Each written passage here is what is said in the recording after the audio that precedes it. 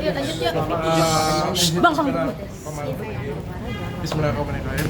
Aku udah janji dengan kalian kalau Dokter Samira hari ini 2 kali diundang tidak datang, maka aku akan menceritakan satu cerita rahasia, aku bilang ya. Bismillah. Aku punya cerita, ini dari negeri dongeng. Pada suatu hari di negeri Konoha, salah satu pemakannya namanya DRL.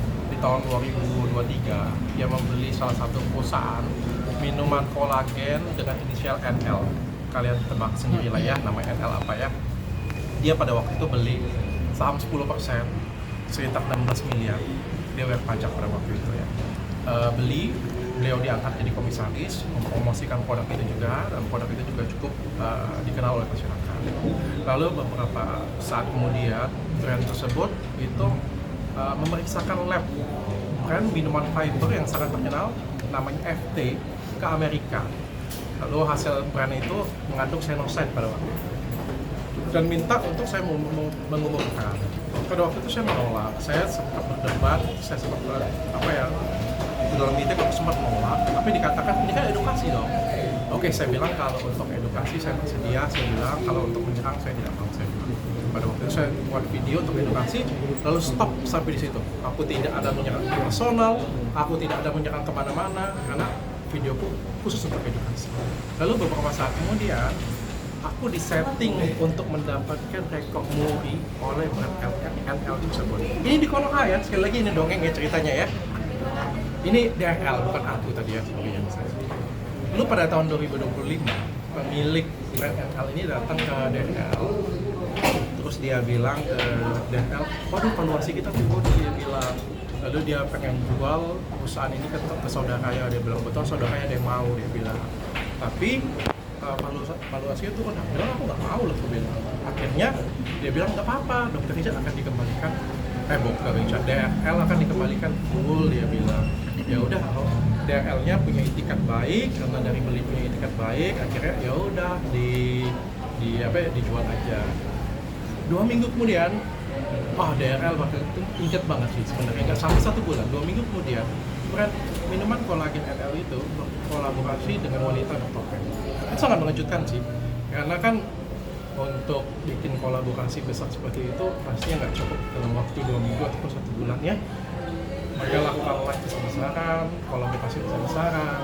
Nah, yang saya nggak habis pikir, brand tersebut dan wanita bertopeng tersebut secara, ini bukan lagi edukasi menurut saya, secara brutal dan bertubi-tubi menyerang minuman kolagen brand lain inisialnya L, milik influencer, salah satu influencer terkenal di Konoha.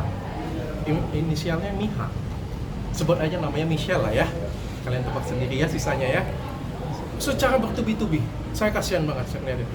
Secara bertubi-tubi, bukan hanya produknya, tapi juga pribadinya, fashionnya, seperti daerah. Saya cuma cukup saya korban di sini, saya nggak mau ada korban lain di sini. Dan beberapa saat kemudian, brand NL dan wanita bertopeng tersebut mendapatkan hukuman. Demikian dongeng saya hari ini. Minggu depan kalian datang, saya akan kasih dongeng lagi selanjutnya. Dok, dengan kata lain artinya persaingan bisnis. Silakan kalian tebak NL itu siapa, FT itu siapa. Silakan kalian bisa tebak sendiri. Ya sekali lagi nih, persaingan bisnis cukup jahat ya.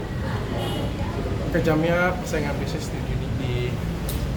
cukup lah. Kalau dokter disingkirkan dari cerita itu Konoha tadi ini. cukup. Nanti itu dokter yang cerita secara hukum tadi. Kami menyampaikan apresiasi yang luar biasa kepada majelis yang sudah menyidangkan dengan objektif dan kepada JPU yang sudah memanggil saksi dengan appropriate ya, dengan baik, dengan pas, tapi saksi tidak hadir.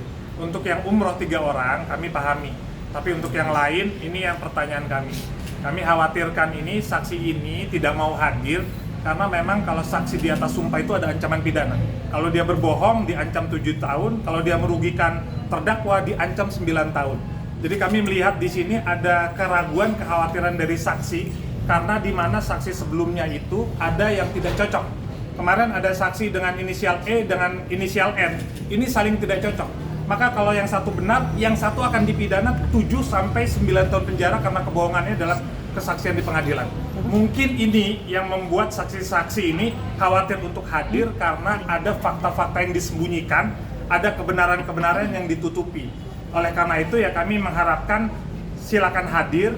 Kita sudah siapkan 10 sampai 20 klaster pertanyaan untuk masing-masing saksi untuk membuka fakta-fakta hukum ini secara terang benderang. Jadi kami tunggu kehadirannya di Kamis pekan depan. Dok, tadi soal Pengalihan penangguhan lainnya ditolak untuk sementara lagi. gimana? Nggak apa-apa, biar saya menjadi apa ya, menjadi bukti hukum di Indonesia. Izin ya.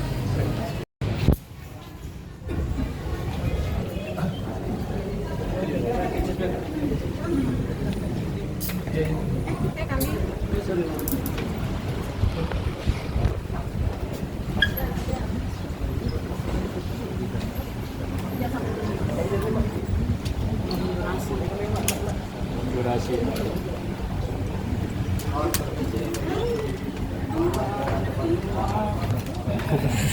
Ngelip dia. Banyak makasih.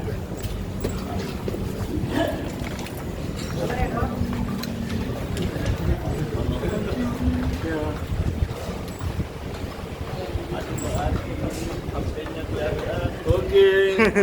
Terima